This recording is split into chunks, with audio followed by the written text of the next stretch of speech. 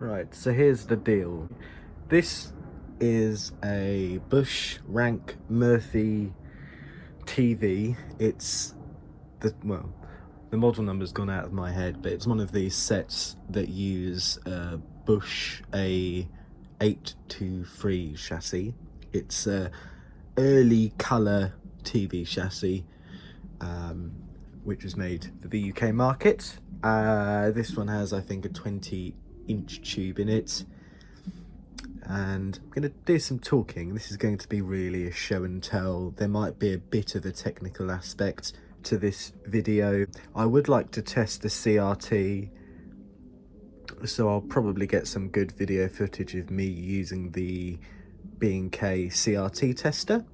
But I wanted to talk about what it's like working on one of these early colour sets. Now, I say early, it's not a totally early colour set. This chassis, from what I understand, was in production from 1969, I think, up until 1972 or 73. I'm not too sure what the variant of this chassis is supposed to be, but we can figure that out together. In all honesty, there were a couple of different variations. It's a modular design. I'll show you that in a moment. Lots of boards with plugs on that you can swap and change. This set, I've redone the cabinet. As you can see, it looks pretty nice. I had to swap the CRT on it because the original tube, the focus pin on the CRT base had actually snapped off. And this was the only tube I have around here that would have fit into this set. And unfortunately, we've got some very light scratches. Just also worth mentioning, it's missing the faceplate here for the volume and brightness, contrast, colour controls. Got some fading on this sort of painted piece down here. I think this is a vari-cap tuner, so it's the newer type, so maybe it's the variation is probably on the later end of probably early 70s. Still pretty vintage, of course. I don't know.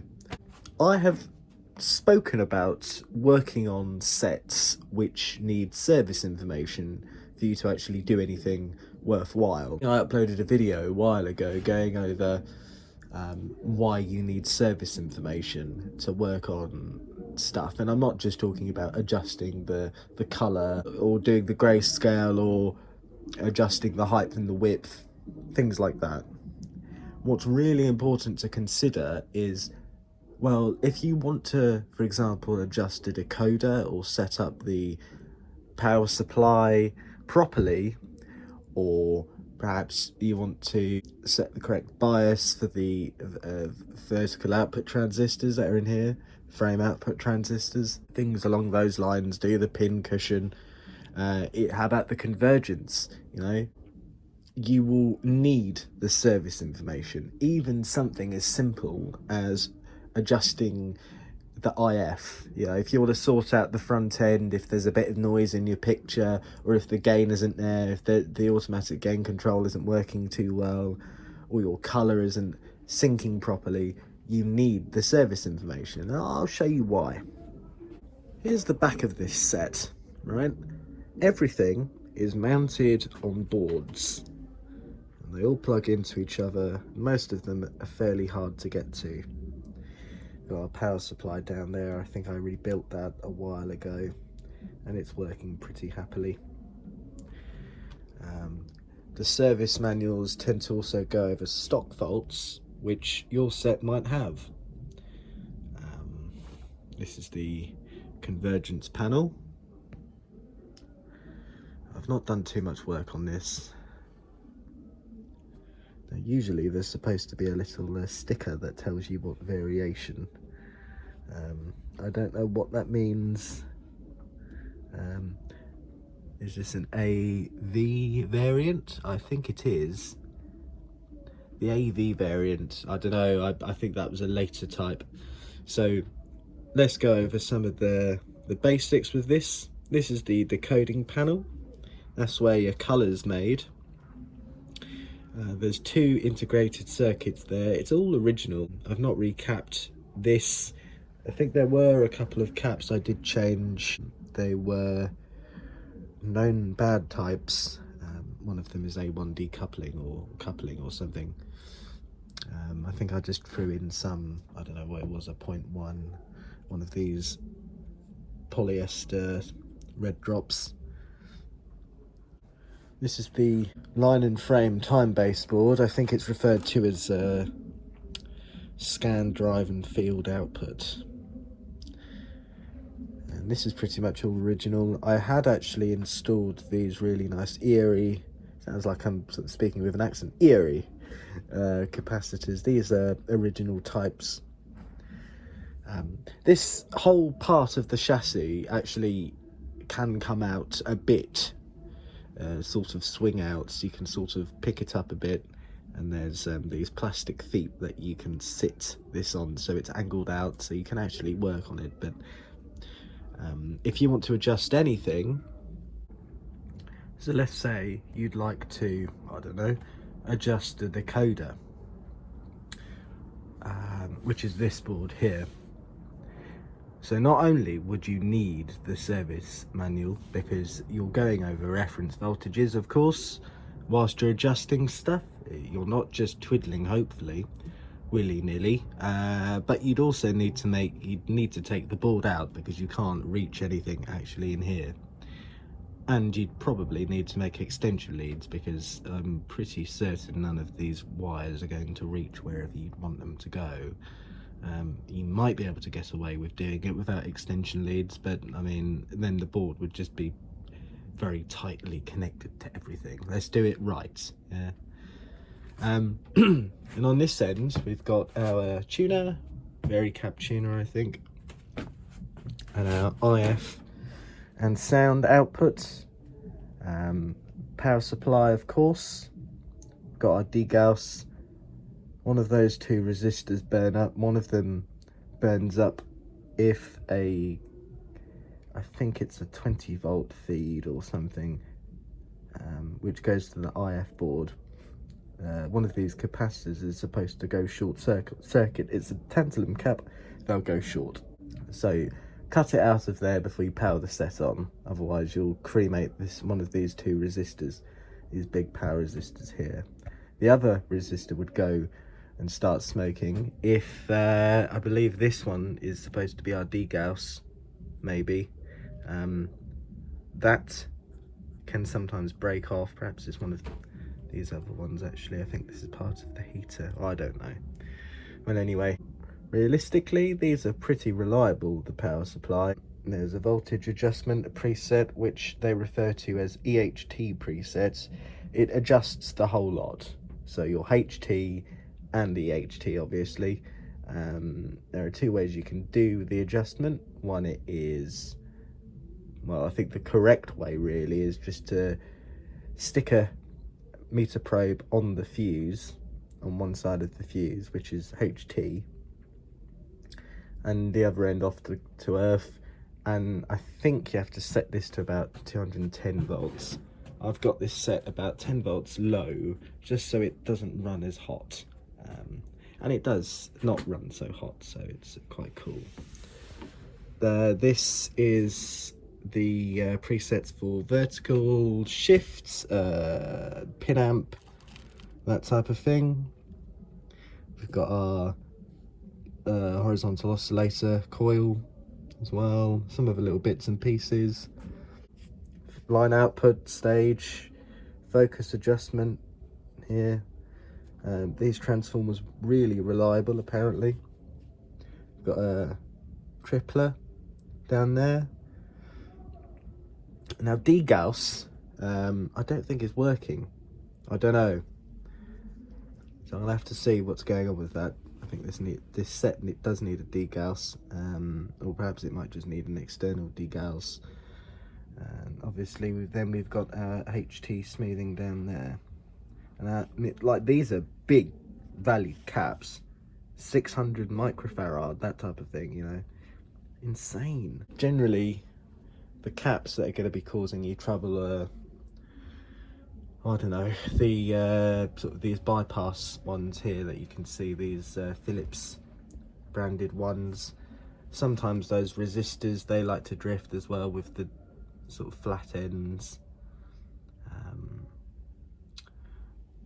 That little green electrolytic as well. The tropical fish caps, they're alright. Got a couple tantalums on these boards. The thing is, right, it's not worth throughout all the effort of changing all of these parts. It's just not economical, and it's a bit silly really. You might do something wrong and it's not going to improve the set. I mean, we're talking about if the component is so far out or gone short or whatever, you'll know about it because the set won't work. Back up to the convergence panel again. Really nice that this swings out like this. I think I replaced this convergence panel with this was from another set which I actually had scrapped. I'd got some spare parts off it, so that's living on here now. We go back to the front. Let's see what the picture looks like on this, eh? As though it all stops when you're 40. So it should be in colour. The decoder, sometimes the colour doesn't lock straight away, so we might have to readjust accordingly, you know. Let's see what's going on. It takes a while for the HT to come up and the EHT to come up. I'm going to readjust the frame rate of the camera so it matches what's coming out of the tube. Doesn't look too bad, I suppose. Volume control is a little bit touchy.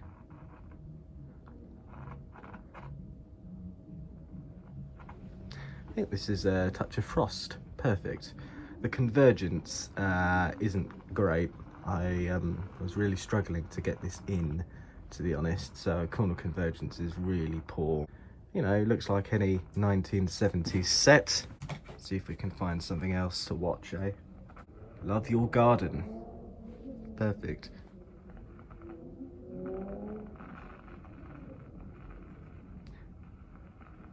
You know, pretty good colour, nice overall picture. Pretty good performer, but the tube just looks a bit washed out. You know, we can turn up the colour a bit. You know, the contrast is cranked right up, so it gives the impression that there's not enough gain in the picture. And that might very well be the case, although I don't think so, because I was feeding this earlier on with a very strong signal. It's a really good picture. I think we should stick a test card on there, see what that looks like, eh? Here we are then. So I've got the pattern generator plugged in, and this is our colour. You know, pretty good. It's coming across, how do I say, it's more nicer on the camera than it is in person. It just looks a bit more filling, but you know, the picture's all right. We've got colour there, good grayscale. This is our convergence. You can see why it's you know, not the best.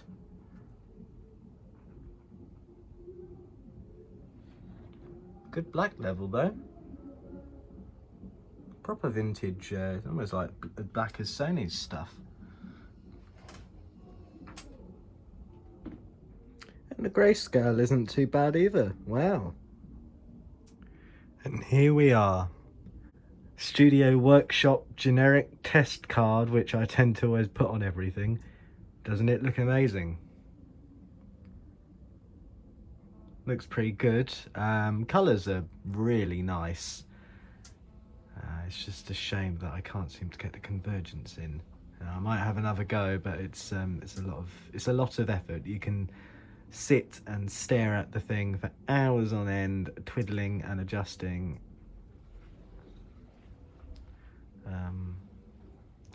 But you know, it is what it is, I guess. Anyway, so look, here's the deal. I would be more than happy to make some more videos on this, some more really technical stuff. I would like to check the CRT. I want to do that on camera. I want to do some other stuff on camera, maybe going over what you need to do when restoring one of these or getting one of these sets to work again. But I don't want to make a long-winded video just to upload for no one to watch it. So if think of this as a teaser or a show and tell type video. If you want to see something along those lines, look, get in touch, drop a comment, send me a message, whatever. I don't know, ring my bell. I don't know what you're supposed to do. Do something, get in touch with me, and just tell me if you want to see me go on and on and on about the same old things, just with different sets. And I'd happily oblige. If you want me to step in front of the camera, I can do that too. I don't know, make it a bit more homely like. Yeah man, the picture looks so good on this.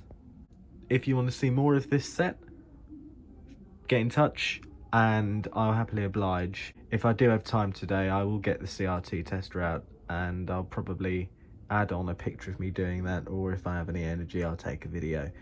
But we'll see. Let me know how, I'll let you know how it goes. Cheers everyone, take care.